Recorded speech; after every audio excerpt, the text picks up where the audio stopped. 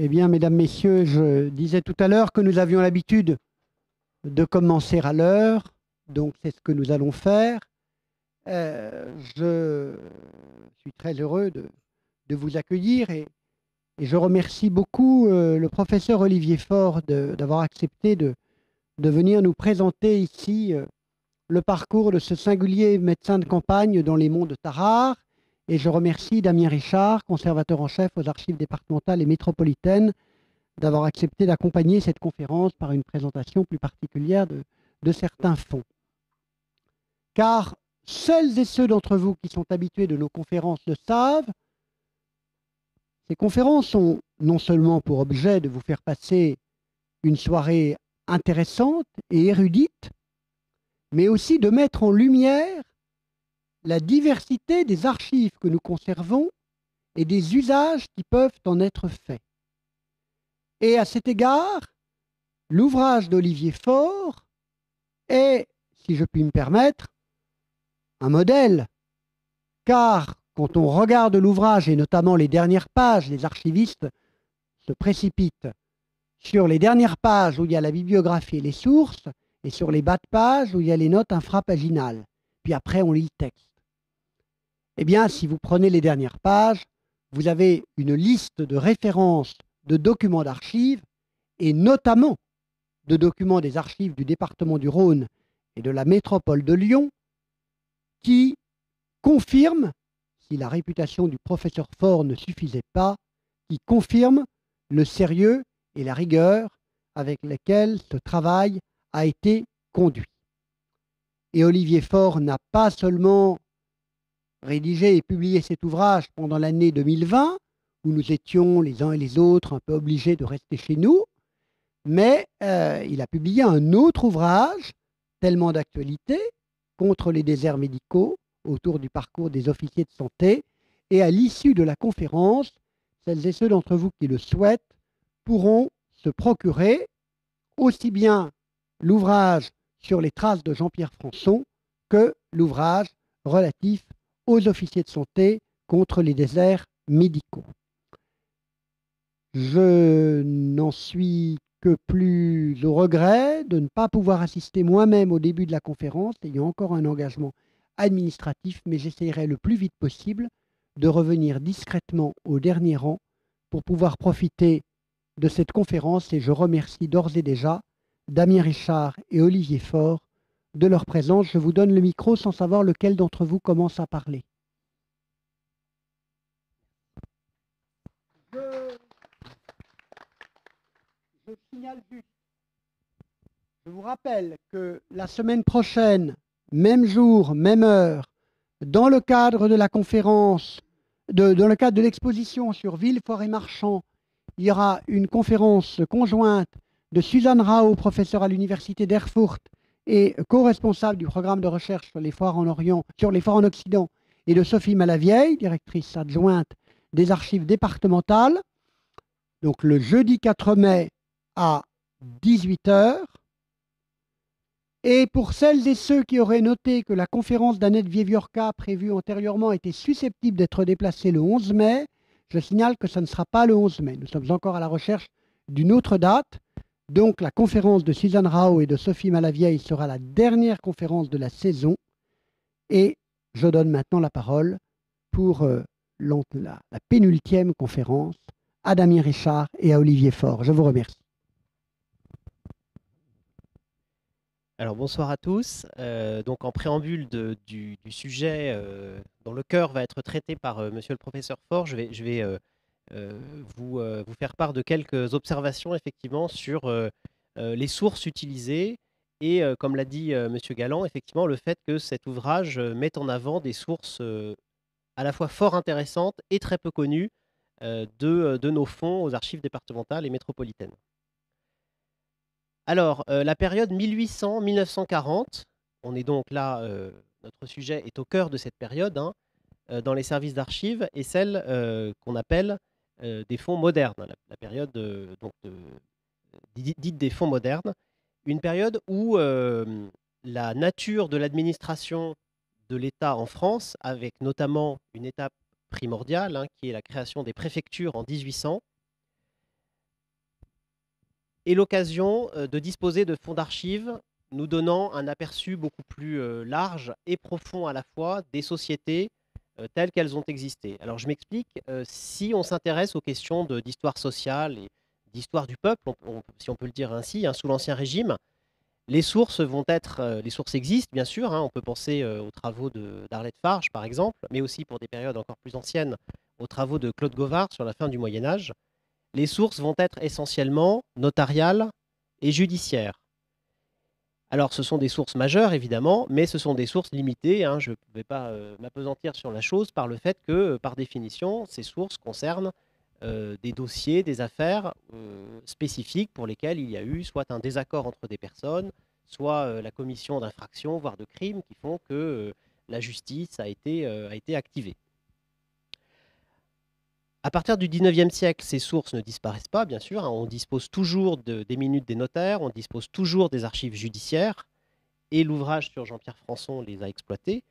Mais on dispose, donc je le disais, également d'une source majeure qui apparaît à cette époque-là, à savoir les archives de la préfecture. La préfecture, qu'est-ce que c'est? Alors si on peut le résumer très grossièrement, hein, c'est un organe administratif qui a pour mission de faire remonter des informations au niveau des administrations centrales. Et pour faire remonter ces informations, il faut auparavant évidemment les avoir collectées. Donc ces fonds préfectoraux, ils comportent énormément de données à caractère presque statistique, hein, et de façon croissante au fil du 19e siècle. Et la préfecture a également un certain nombre de missions liées à des procédures administratives, d'autorisation, de contrôle, voire de répression sur énormément de sujets.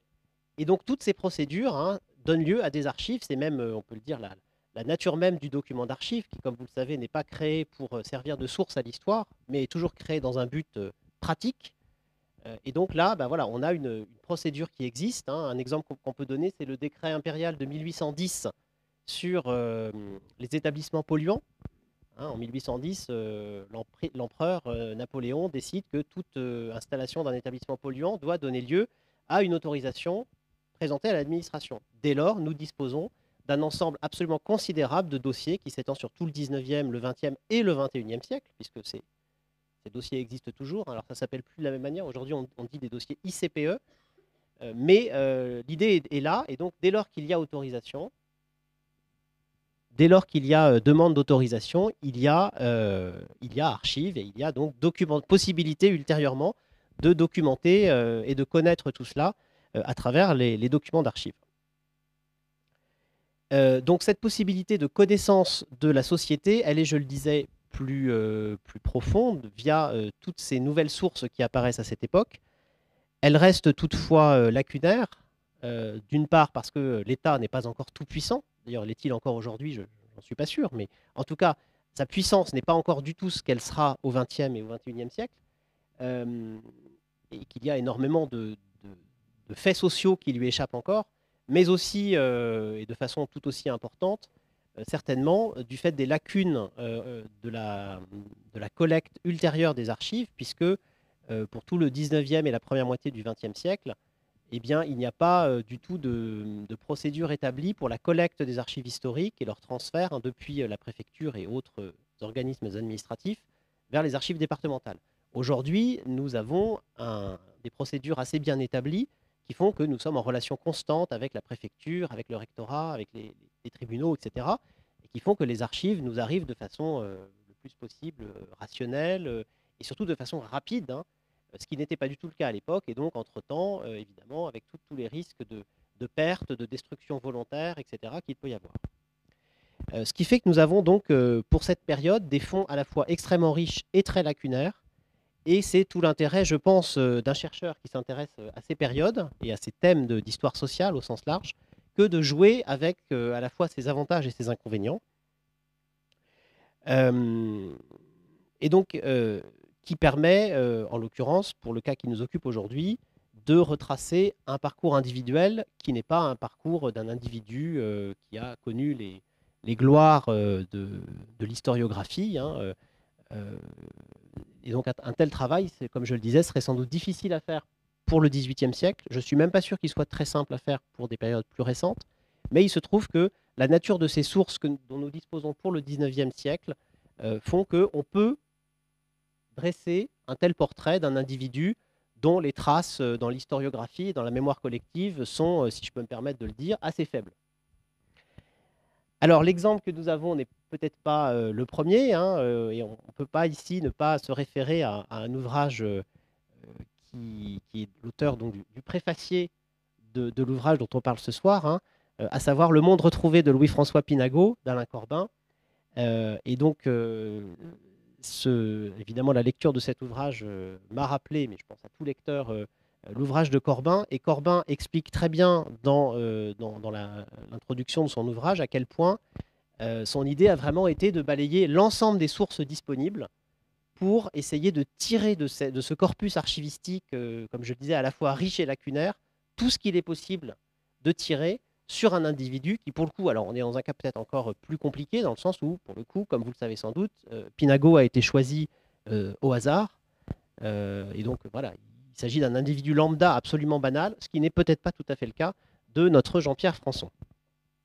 Mais les cas sont sans doute assez similaires, et donc je n'aurais pas voulu ne pas évoquer ce brillant préalable et ce brillant précédent. Alors, lorsqu'on fait un tel travail sur le 19e siècle, on se réfère, donc je le disais, à l'ensemble des sources disponibles, et parmi ces sources, et parmi ces séries et ces sous-séries, hein, qui sont donc la clé d'organisation, la charpente, ce qu'on appelle le cadre de classement, donc l'organisation des archives dans un service d'archives, dans notre service d'archives, mais dans tous les services d'archives, puisque ce cadre est national, il sera le même absolument dans tous les services d'archives en France. Vous avez quelques, si j'ose dire, blockbusters, quelques séries très connues et très exploitées. Alors je vais les évoquer rapidement, d'autant plus qu'elles ont pu alimenter en partie la recherche du professeur Faure. Il s'agit en premier lieu des minutes notariales. Donc vous avez ici un exemple, hein, il s'agit du testament de Jean-Pierre Françon en 1851, qui a été dressé devant un notaire du département, un notaire de Lantilly exactement. Un exemple encore plus connu, certainement, bien sûr, les registres de l'état civil. Alors ici, vous avez un document qui n'est pas conservé aux archives du Rhône, mais aux archives de l'Ain, et qui est l'acte de naissance de notre Jean-Pierre Françon. Vous n'arrivez peut-être pas, vous distinguez peut-être son nom qui apparaît ici. Voilà, c'est un simple exemple, mais pour rappeler que depuis quand même plusieurs dizaines d'années, voire un demi-siècle, les registres d'état civil, c'est la clé de voûte absolue des recherches qui sont menées dans nos services d'archives départementales. Et puis, on peut évoquer également la sous-série 3P du cadastre, de 3Q l'enregistrement, 4Q les hypothèques. Je passe vite, mais il s'agit donc essentiellement de sources qui sont utiles à des chercheurs ou à des usagers, en tout cas, s'intéressant à des recherches généalogiques ou plus largement à des recherches de nature familiale ou surtout, et beaucoup liées à des recherches sur l'histoire des maisons, des propriétés foncières, etc.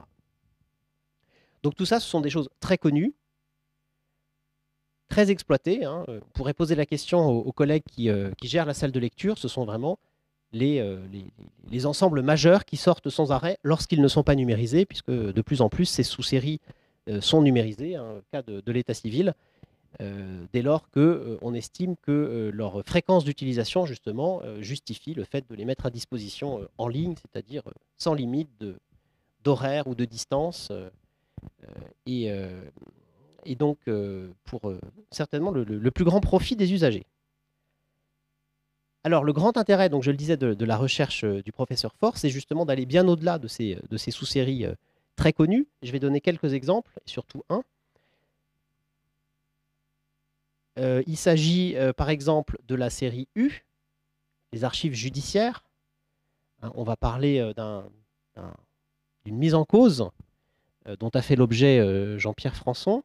Et là, vous avez, alors on verra plus loin quelques exemples, quelques pièces du dossier en question, mais là, c'est une vue de la première page du dossier tel qu'il est conservé dans nos fonds, donc du dossier qui a été traité par le tribunal de Villefranche. Donc, notre personnage a été mis en cause devant le tribunal, et donc on a un certain nombre de pièces, mandat d'amener, etc. Alors, je passerai encore rapidement, mais vous vous appuyez également très brièvement sur la série L, celle des fonds révolutionnaires. Alors, une série très peu connue, mais évidemment majeur dès lors que l'on s'intéresse à cette période, hein, cette décennie 1790-1800, pour laquelle chez nous toutes les archives se trouvent donc dans une seule série, la série L.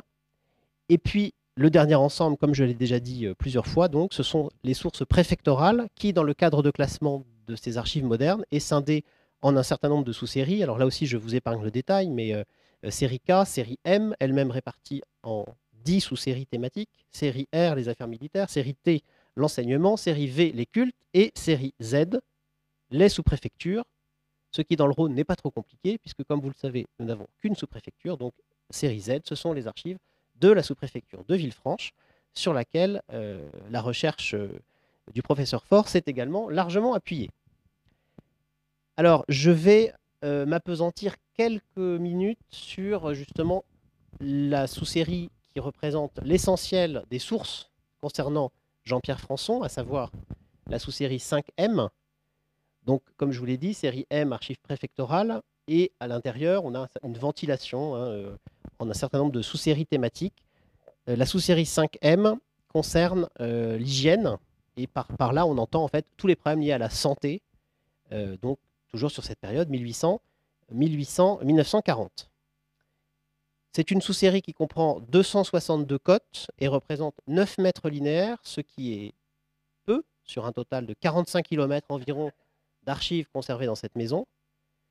Et le chiffre est également modeste en ce qui concerne les communications, puisque en une petite dizaine d'années depuis que ce bâtiment a ouvert, mais surtout que notre système d'information est en place, période sur laquelle j'ai pu avoir les statistiques, la sous-série 5M a été communiquée environ 800 fois sur 250 000 communications à peu près, hein, très grossièrement, dans notre salle de lecture. Donc vous voyez qu'on est sur un marché de niche, on pourrait dire.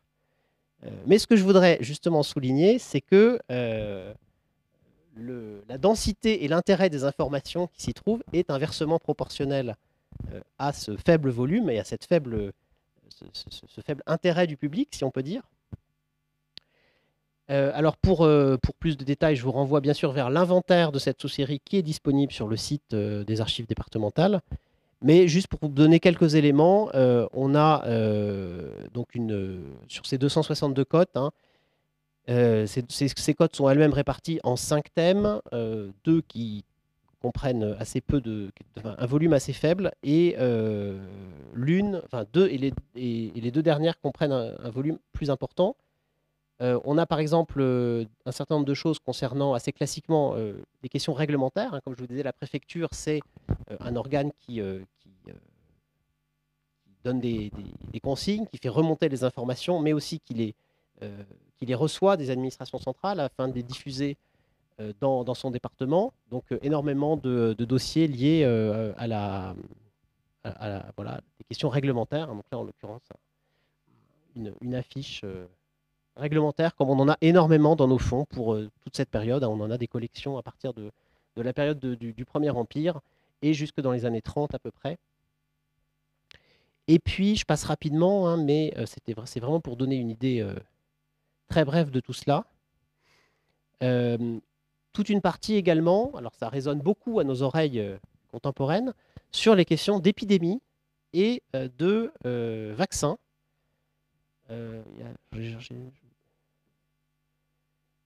Oui, une soixantaine de cotes à peu près sur ces questions-là. Alors, énormément de choses sur le choléra, puisque le département du Rhône a été victime, si on peut dire, de plusieurs épidémies au fil du 19e siècle. Donc, des dossiers pour chaque épidémie. On a des choses voilà, sur la gestion de la crise. Et puis, d'autres maladies comme la variole, la diphtérie et la fièvre afteuse. Alors, un certain nombre de choses aussi sur les maladies des animaux, puisque à cette époque, l'élevage est quand même un secteur économique majeur, et forcément les épidémies animales représentent un double problème, hein, à la fois pour l'économie de l'élevage, mais aussi pour le risque de transmission à l'humain. Et donc, voilà, comme vous le voyez là, un certain nombre de dossiers également sur la vaccination. Alors là, on est plus sur la fin de la période, hein, en gros 1900, toute fin 19e jusqu'en 1940. Mais par exemple, parmi ces très nombreuses missions, la préfecture, elle a en charge l'organisation des campagnes de vaccination et également la collecte de statistiques, la remontée des statistiques au niveau de l'administration centrale Donc voilà, toutes choses que vous retrouvez ensuite dans la trentaine de dossiers à peu près, de boîtes qui concernent ces questions-là.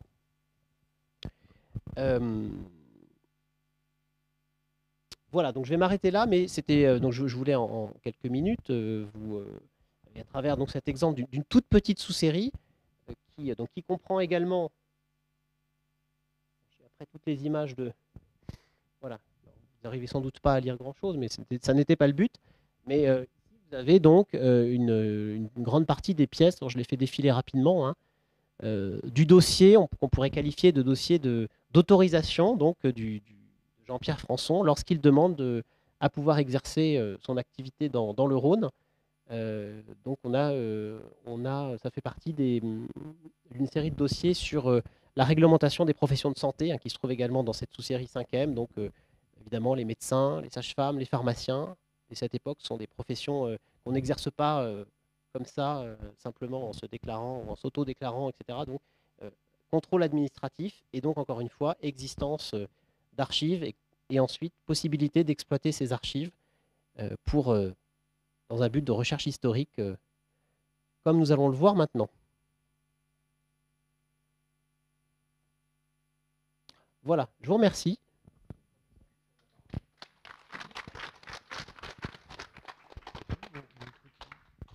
Oui, je n'ai aucun mérite à bien connaître les archives départementales. Ça fait 49 ans au mois de juin que je les fréquente. Et dans la série M ou 5e au moins, je dois être responsable d'à peu près la moitié des communications.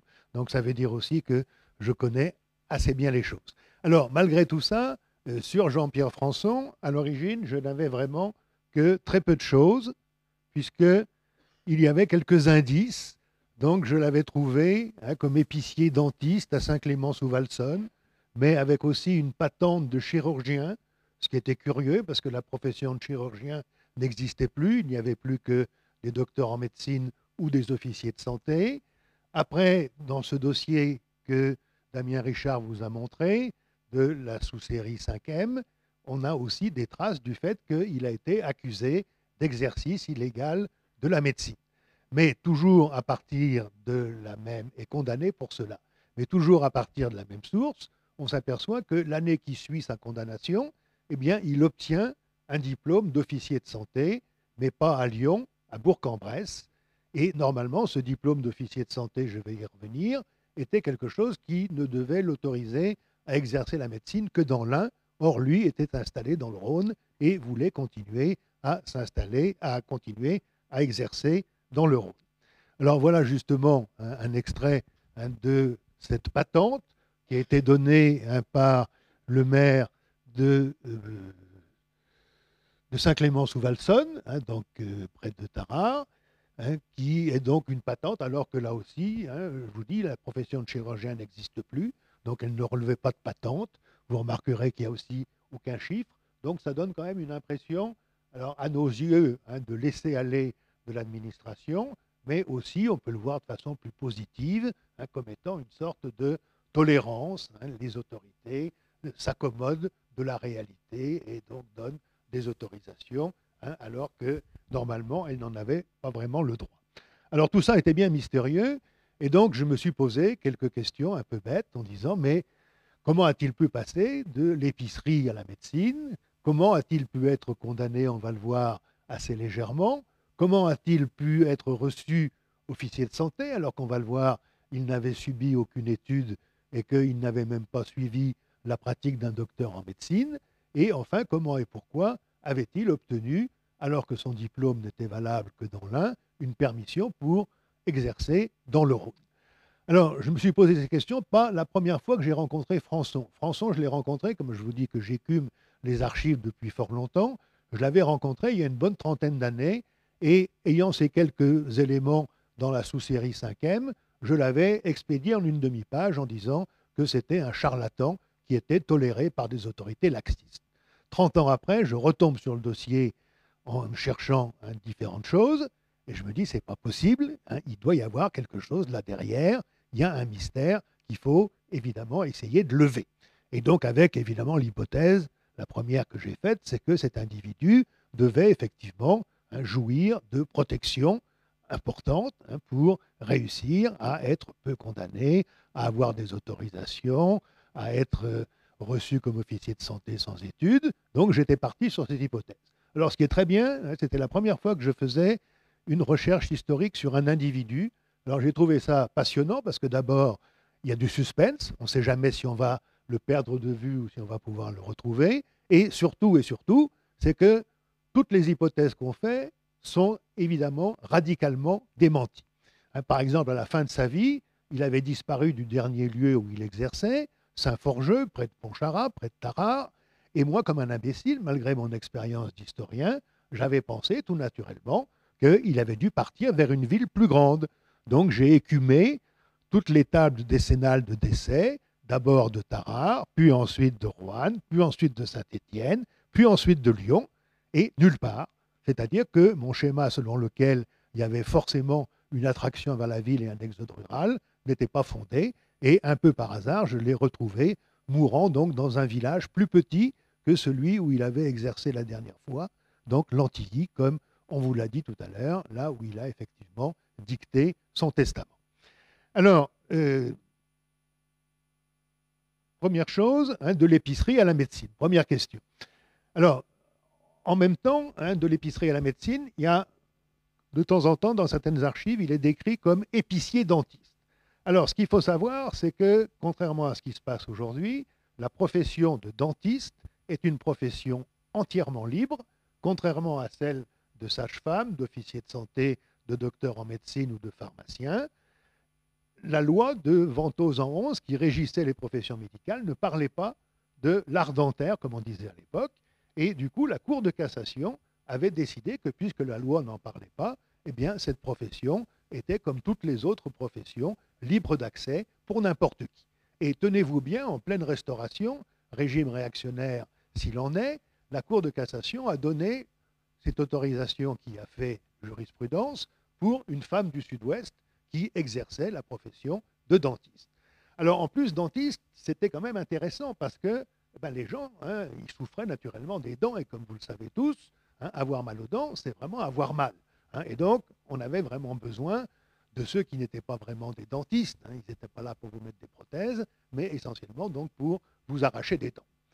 Donc, comme il était épicier ambulant, hein, au moment de ses passages, à la fois il vendait, hein, ses produits d'épicerie, et puis s'il y avait une ou deux dents arrachées, il les arrachait. Alors, également aussi, hein, l'épicerie et la pharmacie. Alors là aussi, hein, comme vous le savez, aujourd'hui, il y a de la parapharmacie dans les pharmacies, mais aussi, hein, dans d'autres commerces. Alors à ce moment-là aussi, bien sûr, hein, la frontière entre les produits pharmaceutiques et ceux qui ne le sont pas n'est pas bien établie, et le monopole des pharmaciens, lui aussi, est très fragile dans la mesure où les pharmaciens sont très rares. On en trouve quelques-uns dans les villes, hein, même dans les petites villes, mais on n'en trouve pas en campagne. Or, il se trouve que là aussi, pour des raisons assez mystérieuses, il y a visiblement dans la population, y compris dans les campagnes, un besoin, une demande de médicaments, hein, si possible les médicaments les plus drastiques, hein, en particulier les purgatifs, hein, ceux dont on pouvait voir qu'effectivement ils avaient de l'effet, et on pensait que s'ils avaient de l'effet, c'est qu'ils guérissaient, hein, ils faisaient du bien, donc tout ce qu'ils faisaient, cracher, etc., hein, je ne rentre pas dans le détail, tout ceci était effectivement très prisé. Donc notre Françon, comme on le verra, c'était quand même un commerçant avisé, donc il a en quelque sorte senti, hein, il avait une sorte d'odorat social, d'odorat économique, et il a senti, comme on dirait aujourd'hui, qu'il y avait un marché, même dans ces campagnes plutôt reculées, mais quand même relativement prospères. Hein. La région de Tarare, à l'époque, c'est déjà une région à la fois, hein, où on associe l'agriculture, mais aussi et surtout le tissage, et que du coup, ce n'est pas une région complètement fermée, et ce n'est pas non plus une région, hein, complètement dans la plus grande des misères. Et du coup, eh ben, notre ami, au fur et à mesure, hein, qu'il pratiquait, il a dû commencer à pratiquer vers 1826-27. Eh ben, il s'est dit que tant qu'à faire de l'épicerie, de la pharmacie, de la dentisterie, pourquoi effectivement ne pas faire de la médecine?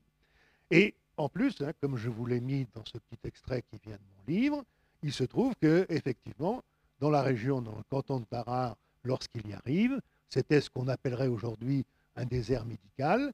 Et surtout, hein, ce qui se passait, c'est que, on connaît bien le problème aujourd'hui, mais à une autre échelle, c'est que les soignants officiels, ils étaient effectivement tous concentré à Tarare, et que Tarare, Saint-Clément sous Valsonne, aujourd'hui c'est rien, mais entre les deux, il y a quand même un col à 600 mètres d'altitude, des mauvais chemins, et nous sommes évidemment à une époque où on se déplace au mieux à cheval, mais le plus souvent effectivement à pied. Donc du coup, notre ami Françon, il avait une petite circonscription, pas très grande, il fallait éviter Tarare, mais il avait donc toute la vallée du Soanan, donc à la fois la commune de Valsonne, de Saint-Clément-sous-Valsonne, éventuellement de Dieppe, et puis après, comme il est très avisé, il va s'installer dans des communes un peu plus importantes, de Saint-Clément-sous-Valsonne, 1000 habitants, il passe à Valsonne, 1500 habitants, puis à Saint-Forgeux, 2000 habitants. Donc il y a une espèce de croissance des populations des villages dans lesquels il s'installe, et on peut imaginer là aussi une croissance évidemment aussi de sa clientèle. Alors malheureusement, il devait arriver ce qui devait arriver, c'est-à-dire qu'avec beaucoup de prudence, le maire de Saint-Clément-sous-Valsonne le dénonce sous la rumeur qu'il aurait tué pas moins de 24 personnes en les saignant à mort. Alors j'ai vérifié, dans les registres de l'état civil, il n'y a pas plus de morts cette année-là que les 5 années qui suivent ou les 5 années précédentes. Alors était-ce vraiment une rumeur? Il n'empêche que le maire le dénonce, mais il le fait prudemment, on va voir pourquoi, et il demande en fait au maire de Tarare de le dénoncer au préfet, qui effectivement après prévient le procureur du roi à Villefranche. Alors, le procureur du roi diligente les gendarmes de la brigade de Tarare, qui donc pour la première fois se rendent justement sur les lieux pour enquêter. Et voilà un extrait du procès-verbal des gendarmes. Nous nous sommes rendus chez le maire de la dite commune, où nous avons fait appeler le dit Françon Jean-Pierre, lequel nous a déclaré que depuis 1822, il habitait Saint-Clément et qu'il y exerçait la profession de chirurgien-dentiste et qu'il traitait aussi d'autres maladies, qu'il n'allait chercher personne, mais que l'on venait chez lui et qu'il traitait toutes sortes de maladies, moyennant le paiement de ses peines et des traitements qu'il distribuait. Nous observons que les 8 personnes entendues ont été emmenées par le sieur Françon ou par ses soins. Et donc là, on commence à soupçonner qu'il y a quelque chose qui ne va pas dans cette enquête, c'est-à-dire que les témoins sont largement circonvenus. Alors, les gendarmes envoient leur rapport au procureur qui leur dit « ça ne va pas, retournez sur les lieux, je veux des choses un peu plus tangibles ». Alors, ils y retournent un peu de temps après, 15 jours après, et il dit « nous nous sommes rendus à la mairie où nous avons pris les noms de tous les individus décédés depuis 18 mois à 2 ans, et nous nous sommes fait conduire dans les domiciles des parents et des héritiers des défunts. Nous avons été dans beaucoup d'autres maisons où il y eut des personnes malades et mortes, mais on nous a répondu qu'elles n'avaient pas eu d'autres médecins que Dutel ou Poula, donc les 2 médecins de Tarare. Ce qui nous prouve que cela a été fait à dessein, c'est que nous avons trouvé des parents de Françon, et en fait de sa belle famille, qui étaient dans presque toutes les maisons, et lorsque nous y étions dans les maisons, l'on ne voulait rien nous dire, ou du moins peu de choses, ce qui nous donne à penser que le mot était donné de ne rien déclarer. Sur ce, voyant que nous ne pouvions plus découvrir d'autres faits, nous nous sommes retirés. Donc c'est dire que le maréchal des logis de gendarmerie écrit relativement bien, c'est même très compliqué, c'est même embarrassé, mais ça veut dire une chose, c'est que les membres de la belle famille de Françon font pression effectivement sur le village. Alors effectivement, c'est là l'une des bottes secrètes de Françon, c'est qu'il a épousé la fille d'une très très nombreuse famille qui s'appelle Raffin, qui sont véritablement une multitude, qui sont une espèce de clan familial, visiblement dirigé par un certain Benoît Raffin, et que même s'ils ne sont pas très riches, même s'ils n'ont pas de pouvoir, ils ne sont pas conseillers municipaux, ils ne sont pas maires, mais ils sont, pour ceux qui ont quelque expérience de la campagne, ils savent très bien que ça existe, ils sont nombreux et ils font peur. C'est-à-dire que lorsque on sent qu'ils ne sont pas d'accord avec quelque chose, personne n'ose lever le petit doigt. C'est aussi simple que ça. Et je suis tout à fait prêt à donner des exemples d'aujourd'hui dans lesquels ça se passe. Dans chaque hameau, il y a souvent, sur 4 ou 5 familles, il y a toujours une famille qui est un petit peu de ce genre. Donc du coup, le procès a quand même lieu à Villefranche. Et donc là aussi, on a la chance d'avoir, en quelque sorte, ce qu'on pourrait appeler, même si ça n'existait pas à l'époque, une sorte de sténographie avec donc les questions. Donc c'est un extrait. Premièrement, Jules Renaud, âgé de 36 ans, maréchal des logis, demeurant à Tarare, affirme la sincérité du procès-verbal et n'a rien à y ajouter. Romain Soli, âgé de 47 ans, gendarme à Tarare comme le précédent. Auguste Lanoux, âgé de 18 ans, gendarme, je passe. Antoine Perrin, âgé de 61 ans, cultivateur, demeurant à Saint-Clément.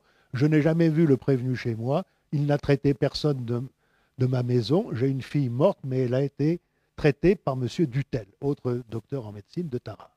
La femme du précédent, âgée de 50 ans, le prévenu ne m'a jamais traité. Il a pris le vaccin d'un de mes enfants pour le donner à un autre enfant de la même commune. Savez-vous s'il a vacciné cet enfant? Oui, c'était l'enfant de François Dufournel. Cet enfant est âgé de 4 ou 5 ans. Donc ainsi, il y a toute une série de déclarations dont on voit bien que la plupart sont effectivement embarrassées et il n'y en a pratiquement aucune qui accuse très nettement Françon. Donc du coup, Françon est condamné quand même à une amende de 50 francs, donc ce qui n'est pas rien, puis il y a aussi 80 francs de frais. Alors c'est à la fois pas beaucoup, si jamais il avait fait mourir 24 personnes, 50 francs, ça fait pas cher le mort, mais en fait, il y avait là un problème juridique, c'est-à-dire que la loi avait prévu, celle qui réorganisait la médecine, avait prévu des peines pour ceux qui usurpaient le titre de docteur en médecine ou d'officier de santé. Mais elle n'avait pas prévu de peine pour ceux qui exerçaient illégalement la médecine sans revendiquer un titre qu'ils n'avaient pas. Et donc, du coup, dans ce cas-là, eh bien, les peines ne pouvaient pas dépasser les peines maximales qui étaient infligées en tribunal de simple police, c'est-à-dire 50 francs. Alors, il aurait pu dire, ma foi, si c'est que ça, je vais continuer à exercer tranquillement, et puis si j'ai un autre procès, on va s'arrêter là. Alors, en fait, non, ce n'est pas ce qu'il fait, et effectivement, il rebondit, et il va aller passer un diplôme d'officier de santé, donc à Bourg-en-Bresse. Alors d'abord, que sont les officiers de santé? Donc, ils ont été prévus par la loi du 19 Ventose en 11, donc 10 mars 1803, qui réorganise, comme je l'ai dit 3 fois au moins, les professions médicales. Alors, ce qui est très intéressant, et c'est là que les officiers de santé interviennent, les autorités du consulat étaient tout à fait conscientes que les docteurs en médecine, longues études, uniquement dans 3 facultés, Paris, Montpellier, Strasbourg, seraient très peu nombreux, demanderaient beaucoup d'argent et donc n'iraient pas dans les campagnes. Donc il fallait garder, en quelque sorte, cette élite étroite, mais il y avait un autre défi, c'était de faire la guerre au charlatanisme et de soigner un minimum les campagnes pour toute une série de raisons qui étaient déjà très en vogue au XVIIIe siècle, mettre fin à ce qu'on croyait être la baisse de la population, avoir effectivement le plus de soldats possible, le plus de producteurs, et donc améliorer la santé des gens. Et donc, du coup, l'idée, c'était de mettre ce qu'on appellerait aujourd'hui les auxiliaires médicaux pour venir remplacer les docteurs en médecine là où il n'y en avait pas. Donc, il y a, si vous voulez, là, assez curieusement, sous le consulat, pour la première fois, l'esquisse d'une politique de géographie médicale, de géographie sanitaire, l'idée de mettre à disposition du plus grand nombre possible de gens, au prix le moins élevé possible, effectivement des soignants. Alors, donc, comme vous le voyez, à l'article, les officiers de santé sont englobés aussi dans le monopole médical, c'est-à-dire que, comme les docteurs en médecine, ils peuvent seuls soigner les malades sur le même plan que les docteurs en médecine. Alors, en revanche, si les docteurs en médecine, comme je viens de le dire, sont reçus après 4 ans d'études, plusieurs examens, etc., les officiers de santé, c'est effectivement un peu plus clair, puisque, article 15, les jeunes gens qui se destineront à devenir officiers de santé ne seront pas obligés d'étudier dans les écoles de médecine. Ils pourront être reçus officiers de santé après avoir été attachés pendant 6 années comme élèves à des docteurs ou après avoir suivi pendant 5 ans consécutives la pratique des hôpitaux civils ou militaires. Une étude de 3 années consécutives dans les écoles de médecine leur donnera lieu de la résidence de 6 années chez les docteurs ou de 5 années dans les hospices. Donc là aussi, une formation, peut-être longue, mais une formation en général plus pratique. Mais vous observerez quand même qu'une année d'études théoriques en faculté égale 2 années de pratique sous un docteur. Alors dans la réalité, je l'ai étudié dans mon 2e livre en étudiant le plus grand nombre d'officiers de santé possible. En fait, les cursus étaient mixtes. C'est-à-dire que lorsqu'ils se présentaient à l'examen, les futurs officiers de santé avaient un peu suivi la pratique des hôpitaux, avaient fait quelques semestres dans les écoles de médecine, avaient suivi un peu la pratique d'un médecin. Et donc, ils arrivaient ensuite devant... non, c'est peut-être avant.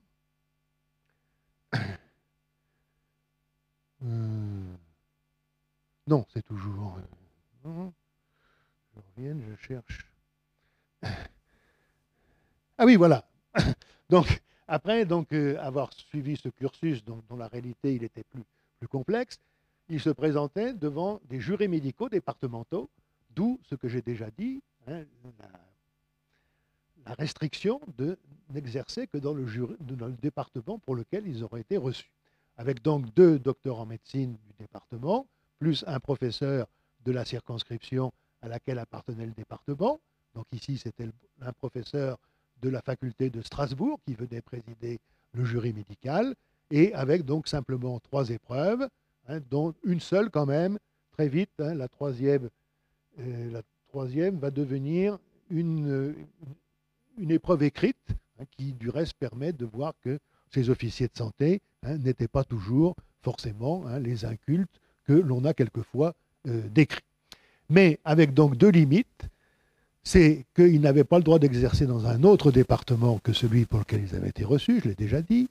Pourquoi? Parce que là aussi, c'était une mesure, certes, mal taillée pour éviter que tous ces officiers de santé ne viennent se précipiter vers les grandes villes, donc essentiellement vers Paris, Lyon, Toulouse, Bordeaux. Alors, ça n'empêchait pas évidemment un officier de santé de Montsols de venir exercer à Lyon, mais ça empêchait celui de Rieux-la-Pape ou de Montluel de venir lui aussi s'installer à Lyon. Donc là aussi, c'est un autre dispositif qui éclaire cette espèce d'esquisse de politique de géographie médicale.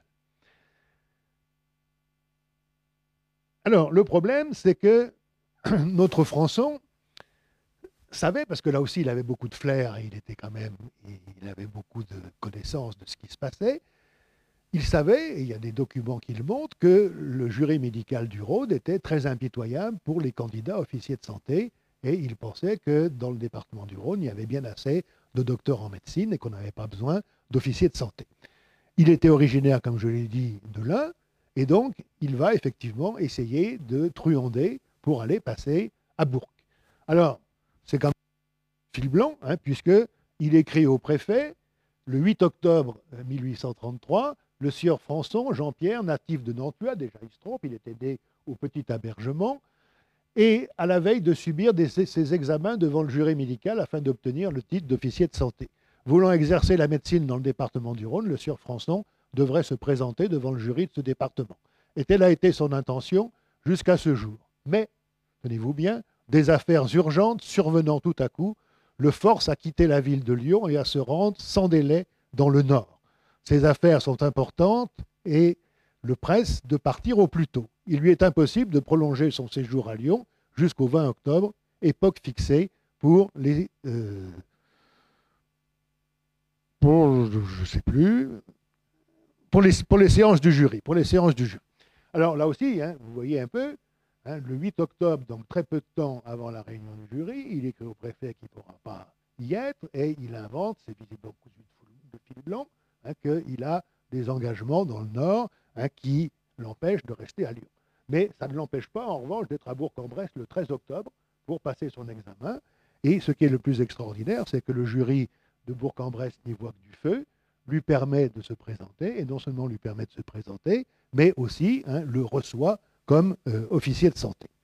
Donc, voilà notre Françon avec un diplôme officiel, alors qu'il a eu effectivement, mais il devait être quand même malin, parce qu'il a quand même dû répondre à des questions, et donc il n'était peut-être pas quand même complètement aussi nul que ne pouvaient le dire les docteurs en médecine. Mais voilà. Le problème, après, c'est que son diplôme était valable, donc, toujours, je le redis, dans l'Ain, et donc, lui, voulait rester dans l'Aude. Alors, qu'est-ce qu'il fallait faire? Eh bien, là aussi, je n'ai pas trouvé le dossier de Françon. Je suis allé aux archives nationales, et je me suis aperçu qu'il y avait au moins 500 officiers de santé qui, sous la monarchie de Juillet, avaient demandé des dispenses pour exercer dans un autre département sans avoir besoin de repasser l'examen et donc de payer les droits afférents. Et donc, du coup, Françon n'était pas effectivement le seul dans son cas. Et ce qui est important, c'est que là aussi, très certainement, toujours pour ces questions de géographie médicale, eh bien, le ministre lui-même, souvent sollicité par les préfets et les préfets sollicités par accordait quand même effectivement de temps en temps ces dispenses d'examen. Et un exemple, le ministre de l'Instruction publique écrit au ministre de la Justice, dont évidemment c'était pas du tout l'opinion du ministre de la Justice que de bafouer la loi comme ça. Le ministre de l'Instruction publique, aux attributions duquel ressortissent exclusivement les affaires médicales, peut, dans des circonstances restreintes, mais lorsqu'il y est déterminé par des motifs puissants, vous apprécierez la précision grave, accorder aux officiers de santé l'autorisation temporaire ou définitive dans un département autre que celui où ils ont obtenu leur diplôme. Alors je me suis dit, ça y est, cette fois, tous ceux qui avaient effectivement cette autorisation, ils devaient disposer d'appui de députés, de personnages puissants, etc. Donc, je n'ai rien trouvé pour Françon. Et pour les autres, j'ai essayé de faire quelques statistiques et je me suis aperçu qu'en fait, eh bien, il y avait des gens qui étaient soutenus par des personnages très puissants qui n'avaient pas l'autorisation et d'autres qui n'étaient pas soutenus avaient au contraire une autorisation. Et la seule chose qui semble effectivement fonctionner, c'est que l'autorisation est accordée lorsque l'officier de santé qui change de département va s'installer dans un lieu qui est effectivement dépourvu de médecins, d'officiers de santé, de sages-femmes, etc. Et donc là aussi, on voit bien comment ça fonctionne. C'est les maires d'abord qui écrivent au préfet en disant oui, d'accord, l'officier de santé qui est là, il est un peu en délicatesse avec la loi, mais on en a besoin, sinon il n'y aurait personne. Donc il envoie ça au sous-préfet, qui appuie en général, qui l'envoie au préfet. Alors les préfets, ils ont quelquefois un peu de latitude par rapport au ministère, donc il y en a certains qui disent pas question. C'est injuste pour ceux qui se plient à la loi et qui repassent un deuxième examen, qui repayent les droits. Mais il y en a d'autres qui disent, mais je ne comprends pas, ce fameux article 29, comment ça se fait, quelqu'un qui est effectivement apte à exercer la médecine à un endroit, pourquoi à 100 mètres de là, il n'est plus admis à l'exercer? Alors c'était le cas en particulier des officiers de santé qui habitaient aux limites de 2 ou 3 départements. C'est-à-dire que normalement, ils auraient dû avoir 3 diplômes parce que il y en avait un en particulier que j'ai retenu, qui habitait aux limites entre la Haute-Saône, le Doubs et le Jura. Et donc, dès qu'il faisait un pas, il changeait de département, et donc il aurait dû effectivement avoir 3 diplômes, ce qui bien sûr était tout à fait impossible. Donc globalement, il y a plutôt, surtout à la fin de la monarchie de Juillet, une politique de tolérance pour ces officiers de santé. Donc c'est comme ça que en 1841, puis en 1845, sans avoir, au moins il n'y en a pas trace, sans avoir de soutien puissant, notre Françon a été autorisé, puis réautorisé.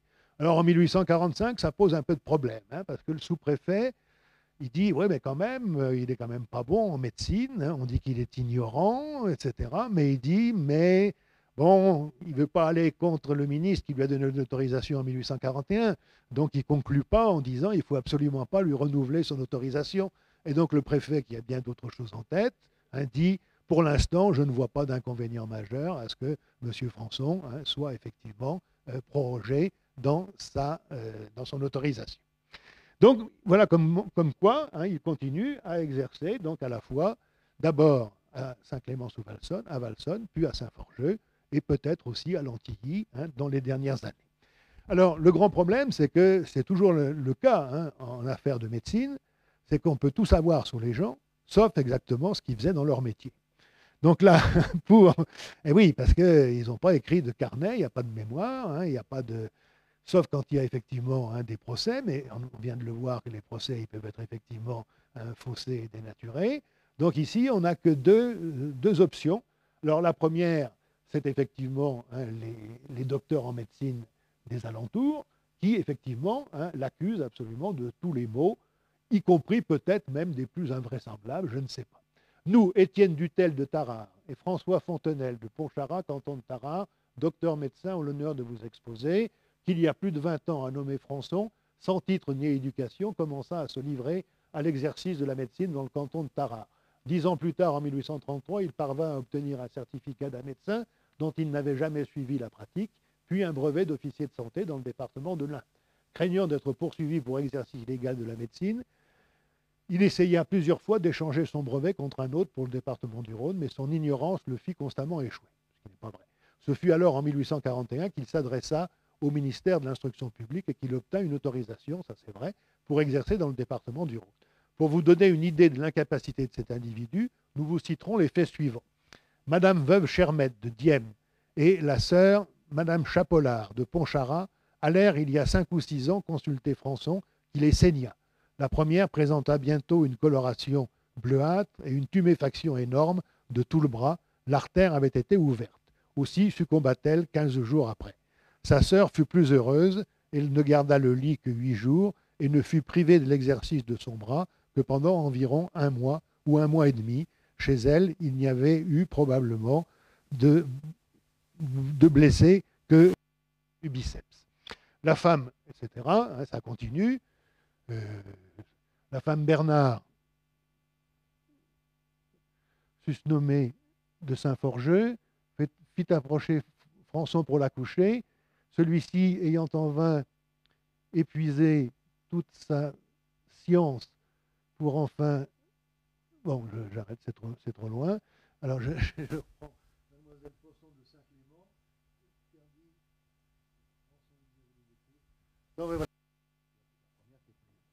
Donc voilà, des accusations absolument horribles, auxquelles répond, comme on l'a un petit peu vu.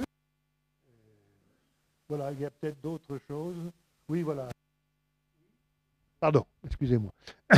Donc voilà, il y a d'autres... donc la veuve Chermette, Chapolard, je l'ai signalé, mais il y a aussi, voilà, en maniant le forceps, il perfora in utero le crâne de l'enfant que portait la femme Bernard de Saint-Forgeux et tua l'enfant de la fille Perronnet d'Ancy. Alors, de l'autre côté, évidemment, hein, on a, au moment du procès, hein, on a au contraire des témoignages tout à fait différents. Hein, voilà, genre, quelques extraits. Avait traité sa fille et son garçon pour des maladies internes et qu'il s'était parfaitement rétabli. A traité son fils qui était atteint d'une fluxion de poitrine et sa fille âgée de 16 ans pour maladie de cet âge au sexe féminin et que tous les deux étaient parfaitement rétablis. A été malade d'une fièvre muqueuse et il a déclaré avoir été traité par le docteur Dutel de Tarare et le sieur Françon, et qu'il avait reconnu que les consultes du sieur Françon étaient les mêmes que celles du docteur Dutel. En conséquence, il s'était toujours servi de lui et qu'il était parfaitement rétabli. Donc ça pose effectivement la question, hein, de savoir, à une époque où tout docteur en médecine qu'ils aient été, hein, les moyens thérapeutiques en particulier n'étaient pas énormes, hein, où se situe effectivement, hein, la différence entre un surdiplômé et un diplômé un peu de raccro. Alors, grâce à ça, et il faut aussi, ça n'est pas dans les archives, mais visiblement, Françon avait un évident charisme, hein, c'est-à-dire que c'était quelqu'un qui, lui aussi, hein, en imposait, mais également aussi, hein, suscitait très certainement la confiance. Donc, cette confiance, elle s'exprime dès le début de la monarchie de Juillet, puisqu'il est élu en 1831 capitaine de la garde nationale de Saint-Clément-sous-Valsonne. Là aussi, s'il avait été un boucher et un assassin, je doute quand même, hein, que les gens qui votaient, qui étaient quand même les plus aisés de la commune, aient voté pour lui. Hein. Et également aussi, hein, il est élu la même année conseiller municipal, hein, de Saint-Clément, et il sera à nouveau conseiller municipal dans une autre commune de Saint-Forgeux, c'est-à-dire qu'il arrive très vite, dès qu'il est installé quelque part, à se glisser parmi les notables, hein, pas les notables de premier plan, hein, il n'est jamais maire d'une commune, ni adjoint d'une commune, et en quelque sorte, hein, son couronnement, hein, son apogée, c'est très fugitivement le 10 mai 1846, il préside la séance du conseil municipal qui examine les comptes du maire et de l'adjoint. Donc, eux, évidemment, ne peuvent pas siéger, et donc c'est Françon qui préside le conseil municipal. Mais réussite, alors, vous voyez, c'est d'abord la reconnaissance, en quelque sorte symbolique, politique, qui intervient, puis ensuite quand même la reconnaissance financière. Hein, je l'ai dit, il était né dans une famille pauvre, dans les monts du Jura, hein, dont aussi bien les frères dont on a la trace que le père, hein, sont restés agriculteurs ou sont devenus tourneurs sur bois, hein, ce qui, dans le Jura, était relativement fréquent. C'est lui le seul, hein, qui est sorti du Jura, qui a tenté effectivement sa chance, mais il n'avait, comme on dirait, aucun capital financier et certainement pas beaucoup plus de capital scolaire. Donc c'est visiblement avec les produits de son activité qu'il achète d'abord 2 hectares à Saint-Forgeux, ça c'est pas grand-chose, mais 18 hectares l'année suivante qui sont attenants aux 2 précédents, ce qui fait quand même une exploitation de 20 hectares qu'il loue de façon assez avantageuse pour lui, donc ça ne lui rapporte pas du 5%, mais comme c'était l'habitude, mais du 6,5%. Et donc du coup, en 1857, sa succession est assez longue à être réglée, eh bien elle est soldée à 26 180 francs, ce qui le place, en se replaçant à la fois à son époque et dans sa région, les travaux de Gilbert Garrier sur les paysans du Beaujolais et des monts du Lyonnais fixent la limite entre l'aisance et la richesse autour de 20 000 francs. Donc il est effectivement parmi plutôt les riches, les petits riches, mais les riches quand même. Et au niveau national, il appartient aux 5% de ceux qui laissent la fortune la plus considérable. Alors petite chose pour finir et revenir à l'actualité, il se rend compte, il avait pas mal d'enfants, c'était un bon catholique, ce qui peut-être lui a permis d'avoir la confiance de ce pays qui est aussi un pays catholique et conservateur. Il a eu beaucoup d'enfants, il ne pratiquait pas le contrôle des naissances, sa femme est morte de suite de couches, il ne s'est jamais remarié, donc il était absolument impeccable. Et donc de ses nombreux enfants, on en connaît au moins 4, parce que d'autres sont morts en bas âge, et lorsqu'il meurt, eh bien, il y a quand même l'un de ses fils qui est étudiant en médecine à Paris, et qui donc visiblement se destine au doctorat en médecine. Il y en a un autre qui est d'abord dans l'armée, puis après qui est employé des chemins de fer, mais on ne sait pas à quel niveau. Et ensuite, il y a une fille, mais alors comme on dirait aujourd'hui, Françon gère sa succession de façon très genrée. Parce que je ne sais pas si vous le savez, mais je crois qu'encore aujourd'hui, on a le droit de réserver le quart de sa succession à l'un de ses héritiers ou à plusieurs de ses héritiers. Que fait Françon? Eh bien, il donne ce qu'on appelle le préciput, c'est 25%, il les partage entre ses 3 garçons et il en exclut la fille.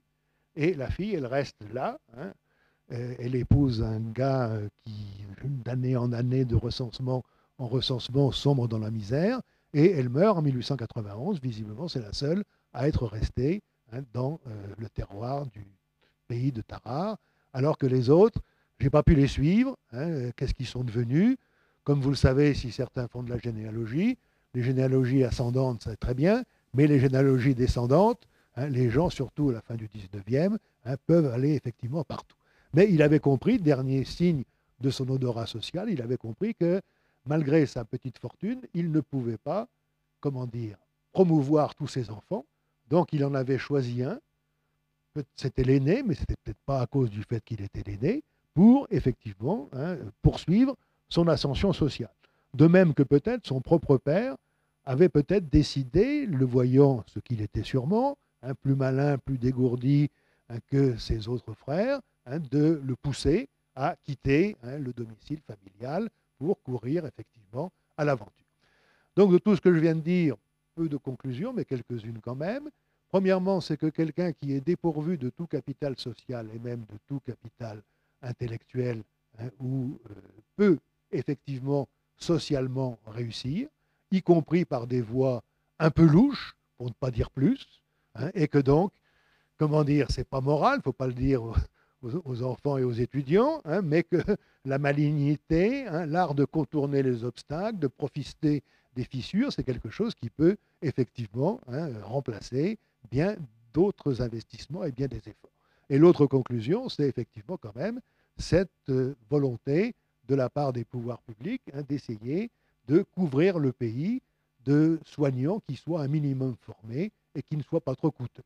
Alors c'est après cette biographie de Françon que je me suis lancé dans l'histoire des officiers de santé de façon plus générale, dont j'ai vu qu'eux aussi étaient en général des ruraux, de familles modestes, mais de familles en général assez ouvertes, assez prêtes à l'aventure, et qu'ils avaient effectivement plutôt bien soigné les habitants des campagnes, et que leur suppression, parce que les docteurs en médecine ont tout fait pour avoir leur peau, qu'ils ont fini par avoir en 1892, où une nouvelle loi sur l'exercice de la médecine a supprimé le recrutement des officiers de santé. Les derniers ont continué à exercer. Il devait y en avoir encore une poignée dans l'entre-deux-guerres, hein, mais là, effectivement, hein, il y a eu peut-être une occasion qui a été effectivement manquée. Bien, je vous remercie de votre attention et je suis prêt à répondre à vos questions.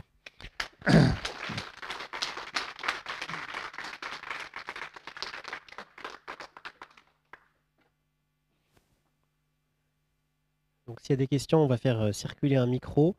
Et notre conférence étant filmée, si vous intervenez, vous êtes susceptible, vous aussi, d'être filmé et d'avoir les gloires des internets pour l'éternité.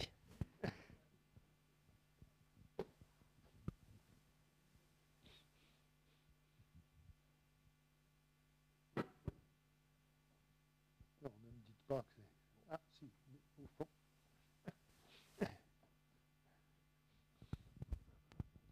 Monsieur, est-ce que les officiers de santé avaient le droit de faire des ordonnances comme les médecins? Tout à fait. Alors, ils avaient le droit de faire ça comme les médecins. La seule restriction qu'ils avaient, mais qui était un petit peu de pure forme, c'était qu'ils n'avaient pas le droit de faire des grandes opérations en dehors de la présence d'un docteur. Mais la loi ne disait pas qu'est-ce que c'était que les grandes opérations, et la loi ne tenait pas compte du fait que, par définition, les officiers de santé, en général, étaient tout seuls, et que s'ils étaient là, c'est que le docteur en médecine était loin. Et que donc, on a quelques exemples, hein, en particulier dans des circonstances troublées, la révolte des Canuts en 1834, j'ai au moins un exemple d'officier de santé, hein, qui dit avoir fait effectivement, hein, des grandes opérations. Mais pour les ordonnances, ça ne posait aucun problème, hein. Non, non, c'est vraiment des médecins, hein. Donc c'est pour ça qu'il faut bien dire pour le 19e siècle, docteur en médecine et officier de santé, mais tous les deux sont désignés comme des médecins. Et les dentistes n'avaient aucun diplôme? Alors jusqu'en 1893, non, l'art dentaire est effectivement libre, de même que l'art des bandages, et pendant un certain temps, un petit peu moins longtemps, mais l'oculisterie aussi, hein, est considérée comme un art libre. Alors ça vient de l'Ancien Régime. Sous l'Ancien Régime, il y avait ceux qu'on appelait les chirurgiens experts. Alors contrairement à ce qui se passe aujourd'hui, quand on était spécialisé sous l'Ancien Régime, c'est qu'on ne connaissait qu'un petit domaine, et pas tout. Et donc les chirurgiens experts, c'était justement les bandagistes, les oculistes, hein, les dentistes. Mais encore au début du 19e siècle, hein, il y a des grands oculistes ambulants, ça dure même jusqu'au Second Empire, hein, qui sont encouragés par les pouvoirs publics, hein, qui disent que monsieur Untel, il y avait un oculiste d'origine italienne qui s'appelait Jean-Baptiste Forlenze, hein, et qui était le grand opérateur, hein, de toute la France pendant la période, hein, de la Restauration, et qu'il était l'oculiste des établissements de bienfaisance, des lycées, etc., qu'il avait été reçu à la cour, enfin c'était tout à fait reconnu, hein. Et donc j'ai trouvé encore dans les Hautes-Pyrénées, hein, sous le Second Empire, des recommandations des préfets aux maires pour leur dire accueillez bien monsieur Untel qui pratiquera les opérations de la cataracte à tel endroit et à tel jour et à telle heure. Et vous me direz qu'autrefois, il y avait bien des rebouteux, il y en a encore. Oui, bien sûr, bien sûr.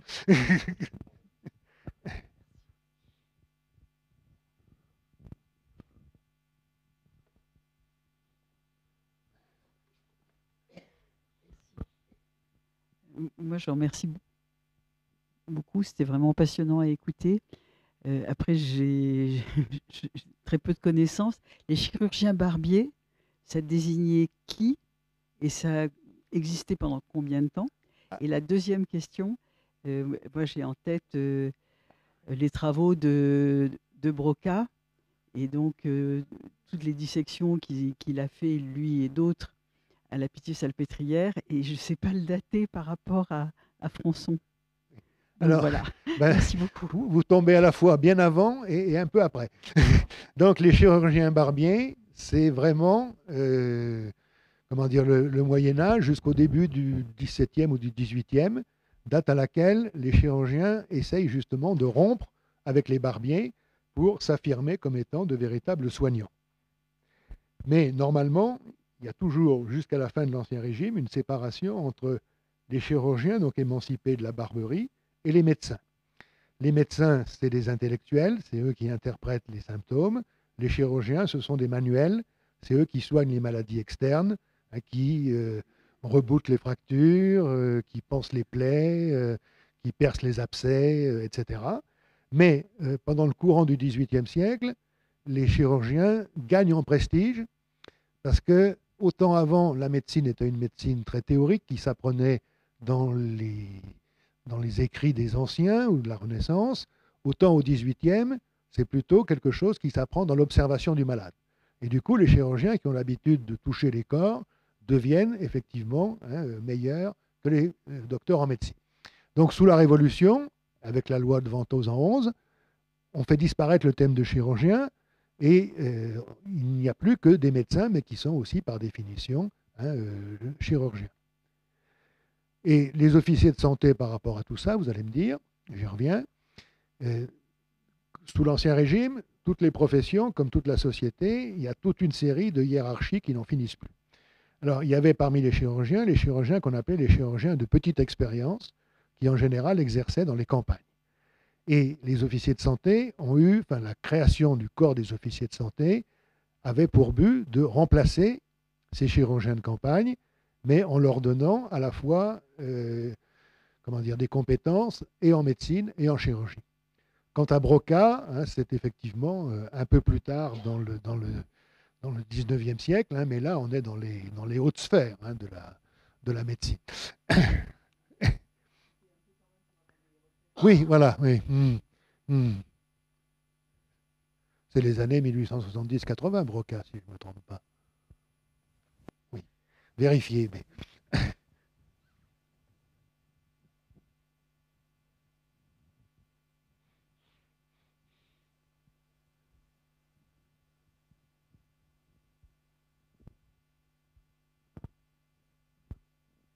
Plus de questions.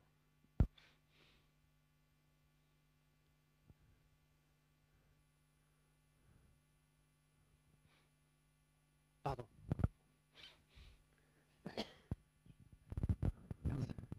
Et pendant les différentes guerres, les chirurgiens faisaient partie de l'armée ou pas? Alors oui, j'aurais dû le dire dès le début, et le terme d'officier de santé sert à désigner deux choses complètement différentes. Ceux dont je parle, vous l'avez compris, c'était donc des médecins civils de deuxième classe. Mais il existait aussi le corps de santé militaire, dans lequel il y avait aussi des officiers de santé, la référence à officiers, par opposition aux hommes de troupe ou aux sous-officiers. Alors, en fait, cette désignation d'officier de santé pour des civils, elle vient de l'époque de la Révolution. À la Révolution, tout ce qui semblait être trop distingué et pas assez démocratique et égalitaire a été supprimé. Donc tous ceux qui soignaient, qu'ils soient docteurs ou autre chose, étaient considérés comme des officiers de santé, vieux terme de l'Ancien Régime, c'est-à-dire qu'ils avaient la santé comme office. Du reste, c'est un très beau titre, officier de santé, plutôt qu'officier de maladie. Officier de santé, c'est quand même bien trouvé.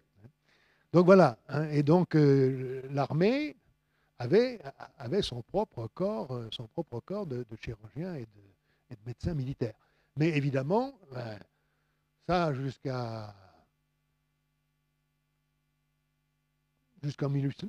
dans les années 1880, tant que l'armée est une armée certes de conscription, mais où on ne prend que très peu de gens, et donc on ne fait pas appel à des réservistes. En revanche, il est évident que pendant la guerre de 14, les pharmaciens civils ou les officiers de santé ou les médecins seront effectivement mobilisés comme officiers médecins, officiers pharmaciens, etc.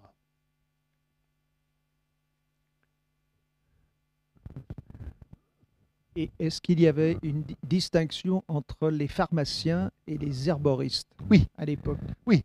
Alors, là aussi, toujours, c'est pas la même loi, c'est une loi du mois suivant, la loi de Germinal en 11, qui organise tout ce qui est la pharmacie. Alors, en fait, il y avait deux ordres de pharmaciens, plus les herboristes. Donc, il y avait les pharmaciens qui vont devenir de première classe, qui étaient reçus dans des écoles de pharmacie. Il y en avait 3 aussi, comme les facultés de médecine. Mais surtout, pour bien montrer la différence, pas de faculté pour les pharmaciens, uniquement des écoles. Après, il y avait les pharmaciens de deuxième classe, qui étaient reçus par des jurys médicaux, comme ceux que j'ai décrits, mais on y adjoignait quelques pharmaciens, et qui ne pouvaient exercer que dans le département où ils étaient. Et puis après, il y avait les herboristes, qui étaient une profession officielle, qui ne pouvaient vendre que des plantes indigènes et simples, Donc ils n'avaient pas le droit de faire des mélanges. Donc ils pouvaient vous vendre des feuilles de verveine, mais pas du tilleul menthe. Ça, c'était pas possible normalement. Alors inutile de vous dire que les pauvres malheureux, il y en avait d'abord surtout en ville, pas mal de femmes, en particulier à Lyon, et comme ils ne pouvaient pas vivre de leur métier tel qu'il était défini légalement, eh bien très souvent, derrière la boutique de l'herboriste, il y avait une véritable pharmacie. Mais ça a existé officiellement jusqu'en 1941, et le titre d'herboriste a été aboli sous le régime de Vichy, mais il y avait déjà plus beaucoup de ces herboristes.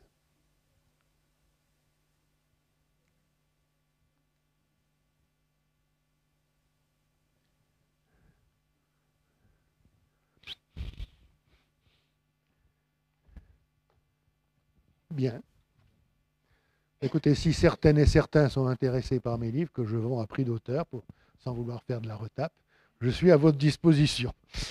Merci en tout cas pour votre écoute et votre présence nombreuse.